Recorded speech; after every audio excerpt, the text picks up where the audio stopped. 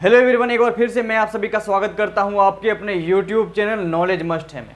दोस्तों, आज का वीडियो हमारा बहुत ही महत्वपूर्ण होने वाला है बिहार डीएलएड 2023 एंट्रेंस एग्जाम को लेकर। इस वीडियो देखने के बाद आपके लगभग डाउट पूरे हो जाएंगे और वह डाउट इस प्रकार का होगा कि आपको सरकारी कॉलेज मिलने वाला है या फिर नहीं। वीडियो में आप जान पाएंगे कि रैंक वाइज आपका कितना रैंक आएगा तो आपको सरकारी कॉलेज अलॉट हो सकता है या फिर आपको प्राइवेट कॉलेज अलॉट हो सकता है।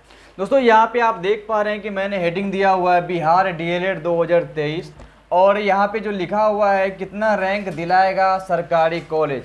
मतलब इस वीडियो में आपको कंप्लीट जानकारी मिलने वाली है कि कितना रैंक आपका आता है तो आपको सरकारी कॉलेज मिलना सिक्योर हो जाता है। चाहे आप किसी भी कैटेगरी से आते हैं, एससी से, एसटी से, ओबीसी से, ओबीसी में मतलब ईबीसी से या फिर ईबीसी से, या फिर आप अनरिजर्व कैटेगरी से आते हैं और यहाँ तक कि आप फिजिकली हैंडीकैप्ड भी हैं, तब पर भी आपको यहाँ पर पता चलने वाला है कि आपको कितना रैंक आएगा, यानी आपका कितना रैंक आएगा बिहार डीएलएड 2023 का जब रिजल्ट जारी किया जाएगा एंट्रेंस एग्जाम का, यानी कि प्रवेश परीक्षा का, तो कितना रैंक आपको गवर्नमेंट कॉलेज दिला सकता है। इस वीडियो में कंप्लीट जानकारी मिलने वाली है, तो आपसे रिक्वेस्ट है कि इस वीडियो के लास्ट तक जरूर बने रहिएगा। एक बात और, अभी तक हमारे चैनल को आपने सब्सक्राइब नहीं किया है ना, तो हमारे चैनल को सब्सक्राइब कर लीजिए और बेल आइकन को दबाना मत भूलिए, क्योंकि डीएलएड से जुड़ी हुई महत्वपूर्ण और सटीक जानकारी आपको इसी चैनल के माध्यम से मिलने वाली है। दोस्तों, अब इसी वीडियो में आगे बढ़ते हैं और यहाँ पे देखते हैं। यहाँ पे मैंने सबसे पहले सीरियल नंबर लिखा हुआ है जो कि 1 से 7 तक है और सभी कोटि का नाम मैंने लिखा हुआ है जो है unreserved, EWS, BC, EBC, WBC, SC और एसटी। यहाँ पे अनरिजर्व का मतलब आप समझ गए कि यह अनारक्षित वर्ग है, मतलब ऐसा वर्ग जो कि सामान्य कैटेगरी में आता है, सामान्य श्रेणी में आता है। और ईडब्ल्यूएस मतलब इकोनॉमिकली वीकर सेक्शन के लिए है, जो कि सामान्य वर्ग के आर्थिक रूप से पिछड़े वर्ग के छात्र होते हैं, लोग होते हैं, उसके लिए यह सीट आरक्षित की गई है। और बीसी आप जानती हैं बैकवर्ड क्लासेस, और ईबीसी यानी एक्सट्रीमली बैकवर्ड क्लासेस, और डब्ल्यूबीसी का मतलब यहाँ पे हो जाता है वुमेन्स के लिए, जो बैकवर्ड क्लास की वुमेन है, मतलब पिछड़े वर्ग की जो महिलाएं हैं, उनको भी बिहार डीएलएड 2023 में आरक्षण का प्रावधान किया गया है, उनके लिए भी प्रावधान किया गया है। और नंबर 6 में है शेड्यूल्ड कास्ट यानी कि एससी, और नंबर 7 में है शेड्यूल्ड ट्राइब मतलब एसटी। ठीक है, और यहाँ पे मैंने आरक्षण का कोटा दिया हुआ है जो कि अनरिजर्व कैटेगरी के लिए 40%, ईडब्ल्यूएस के लिए 10%, बीसी के लिए 12%, ईबीसी के लिए 18%, डब्ल्यूबीसी के लिए 3%, एससी के लिए 16% और एसटी के लिए 1% दिया हुआ है। और इन सभी वर्गों में से जितने भी सरकारी कॉलेज की सीट बनती है, उन सभी सीटों का यहाँ पे ब्यौरा दिया हुआ है। और इसके साथ साथ इन सभी वर्गों में से 5% ऐसे लोगों को आरक्षण दिया जाएगा एडमिशन में, नामांकन में प्राथमिकता दी जाएगी जो कि दिव्यांग हैं, उनके लिए 5% सीट जो है वो आरक्षित किया गया है।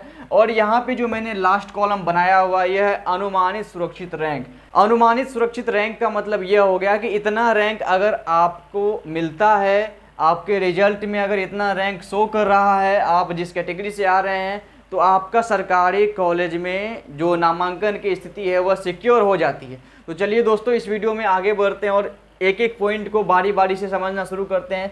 सबसे पहले हम बात कर लें अनरिजर्व कैटेगरी की। तो अनरिजर्व कैटेगरी में आपको 40% देखने को मिलता है कोटा, मतलब 40% ऐसे सीट हैं, कुल मिलाकर जितने भी सीट हैं, कुल मिलाकर सीट तो वैसे 9150 हैं सरकारी कॉलेज में, जो कि 60 है कॉलेजों की संख्या।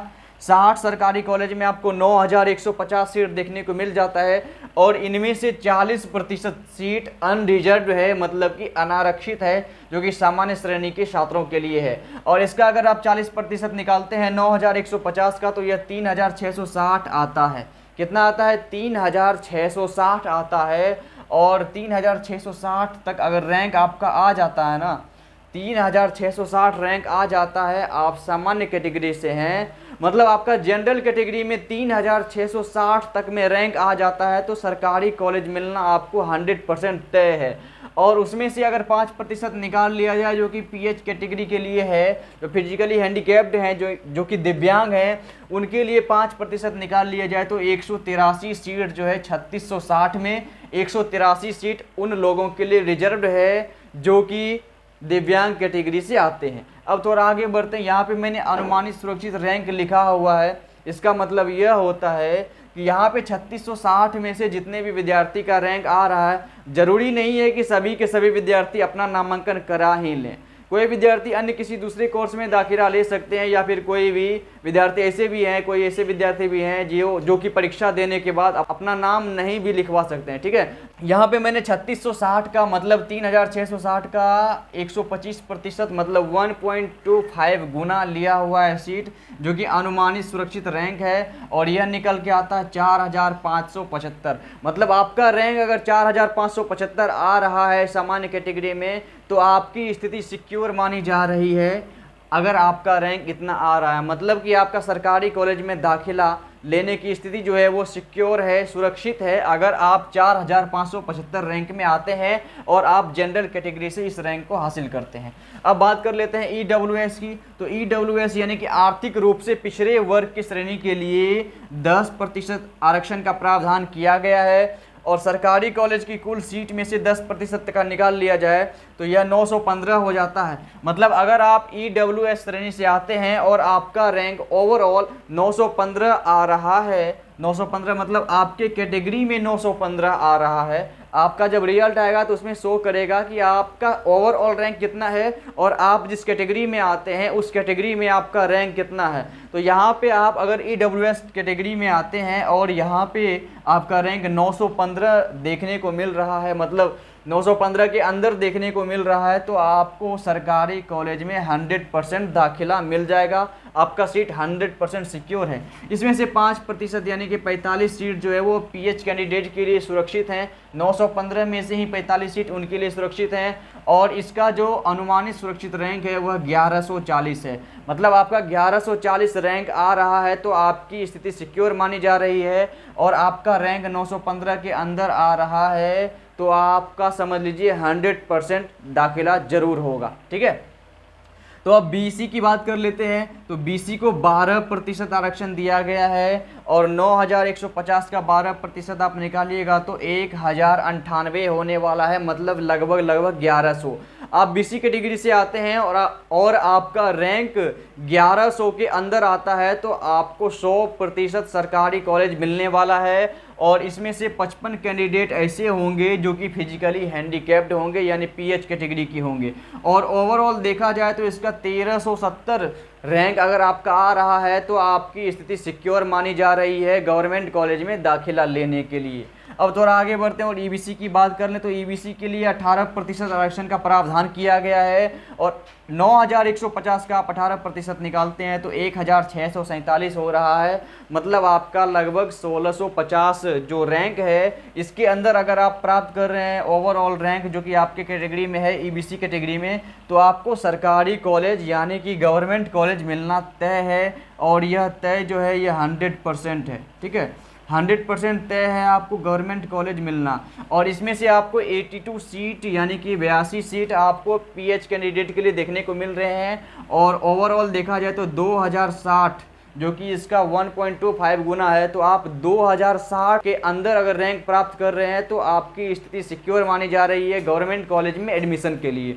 अब आगे बढ़ते हैं और WBC की बात करते हैं। तो WBC का मतलब हो गया वुमेन के लिए, और यह BC कैटेगरी की होनी चाहिए, मतलब पिछड़े वर्ग की जो महिला है उनके लिए 3% आरक्षण का प्रावधान किया गया है, और यह जो 3% है 9150 का 3% या 274 आ रहा है।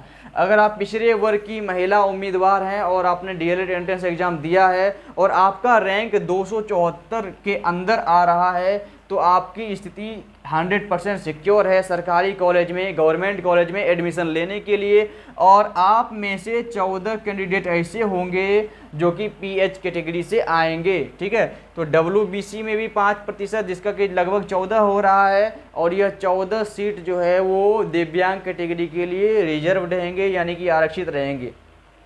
और 274 का लगभग सवा गुना कर लेते हैं तो 340।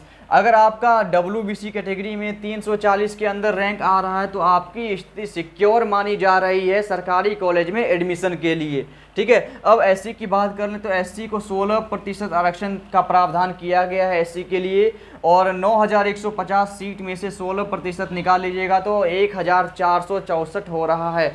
मतलब अगर आप SC कैटेगरी के छात्र हैं या फिर छात्राएं हैं और आपका रैंक 1464 के अंदर आ रहा है तो आपको निश्चित रूप से सरकारी कॉलेज मिलने वाला है। आप बेफिक्र रहिए, आपको किसी प्रकार की चिंता नहीं करनी है, ठीक है। इसमें से आपको 73 जो सीट होंगे देखने के लिए, 73 सीट जो देखने को मिलेंगे यह पीएच कैटेगरी के छात्र के लिए देखने के लिए मिलने वाले हैं, ठीक है। और इसका ओवरऑल अगर देखा जाए तो आपकी जो सिक्योर पोजीशन बन रही है वह 1830 के अंदर अगर आपका रैंक आ रहा है तो आपकी स्थिति सिक्योर मानी जा रही है, ठीक है दोस्तों। अब आगे बढ़ते हैं और बात करते हैं एसटी कैटेगरी के लिए।